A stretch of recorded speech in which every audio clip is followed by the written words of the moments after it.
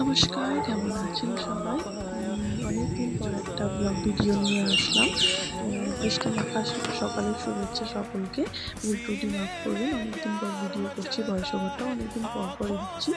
বেশ কিছুদিন ধরে বাপের বাড়িতেই ছিলাম, তো সেখানে সকাল সকাল উঠে দেখি আকাশের মুক্ত ভার। বেশ কয়েকদিন ধরে চলছে বৃষ্টি। এখানে ব্রাশ করে বাইরে গিয়ে গেট খুলে বাইরে দেখি আমার লাগানো গোলাপ গাছে বেশ কয়েকটা ফুল হয়েছে, সেটাই আপনাদের সাথে শেয়ার করলাম। তো পরের দিনই ছিল আমার বাড়ি আসা, সেই কারণে লাস্ট দিনই বলা যেতে পারে এটা বাপের বাড়িতে, সেই কারণে সমস্ত কাজকর্মে একটু মাকে হেল্প করে দিচ্ছিলাম আর কি।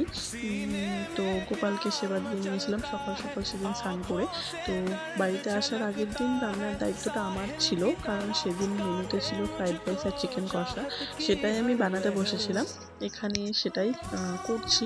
তো ফ্রাইড রাইসের রেসিপি আর নতুন করে বলার কিছু নয়, এটা সবাই জানেন, জাস্ট ভিডিওটা করলাম। আপনারা তো দেখে বুঝতেই পারছেন। আর যদি কেউ না জানেন বা দেখতে চান আমি কেমনভাবে বানিয়েছি, আমি খুবই ঘরোয়া ভাবে বানিয়েছি, তো আমাকে কমেন্ট করলে আমি অবশ্যই সেটা শেয়ার করে দেবো। তো এখানে সবই মোটামুটি অলমোস্ট ডান। আমি ভেজিসগুলো ভেজে টেজে নিয়ে তার সাথে ভাত দিয়ে, ঘি দিয়ে, চিনি, লবণ সমস্ত কিছু দিয়ে মিক্স করছিলাম।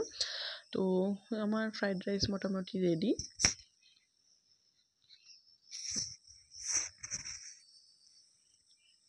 তারপর মোটামুটি এটার সাইডে চিকেন কষাটাও হচ্ছিল। চিকেন কষাটা আমি করেছিলাম, বাট বেশিরভাগটা মা করেছিল, কারণ আমার মনে হয়েছিল মায়ের হাতে চিকেন কষা একটু খেলে ভালো হয়। তো সেদিন মায়ের হাতেই মেনলি খেতে ইচ্ছা করছিল। তো ফ্রাইড রাইসটা আমি ভীষণ ভালো বানাতে পারি, এটা আমার বাবা বলে, দাদাও বলে, তো সবাই বলে, সেই কারণে এটাই আমি পুরোটা বানিয়েছিলাম একা হাতে।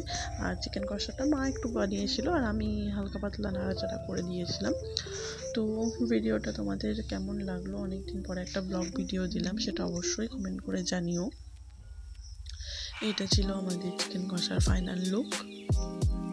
হালকা হালকা গ্রেভি রাখা হয়েছিল। তো তারপর সন্ধ্যা হয়ে গেল, সন্ধ্যায় চা খেয়ে গেছিলাম একটু ছাদে, বেশ সুন্দর চাঁদ উঠেছিল, সেটা দেখে তারপর একটু থাকার পর নিচে চলে এসে দেখি মহারানী আমার চৌকির উপরে, খাটের উপরে এইভাবে শুয়ে আছে, অর্ধেক বডি কাঁথার উপরে অর্ধেক নিচে, এভাবেই ঘুমাচ্ছে। তো তারপর সন্ধ্যার সময় ছাদ থেকে নেমে এসে ওর সাথে একটু খেলাধুলো করে দিনটা এভাবেই কাটলো। এবং এটাই ছিল এইবারের ট্রিপে বাপের বাড়িতে আমার লাস্ট দিন। ভিডিওটা কেমন লাগলো অবশ্যই কমেন্ট করে জানিও।